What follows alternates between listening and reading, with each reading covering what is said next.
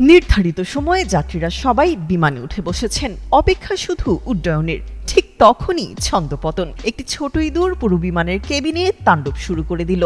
সঙ্গে সঙ্গে কর্তৃপক্ষ সতর্কতামূলক ব্যবস্থা হিসেবে যাত্রীদের বিমান থেকে নামিয়ে আনে এবং ইঁদুরটিকে ধরার জন্য অভিযান শুরু করে।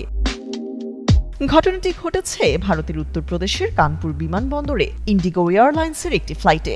ভারতীয় সংবাদ মাধ্যম এনডিটিভি জানিয়েছে, রবিবার দুপুর 2:55 কানপুর থেকে দিল্লির উদ্দেশ্যে ফ্লাইটটির উড্ডয়ন করার কথা ছিল, কিন্তু যাত্রীরা বোর্ডিং সম্পূর্ণ করার পর কেবিনের ভেতরে ইঁদুরের দৌরাত্ম্য দেখতে পান। এয়ারলাইন্সের কর্মীরা বিষয়টি নিশ্চিত হওয়ার পর যাত্রীদের নিরাপদে নামিয়ে আনা হয় এবং ইঁদুর খোঁজার অভিযান শুরু হয়।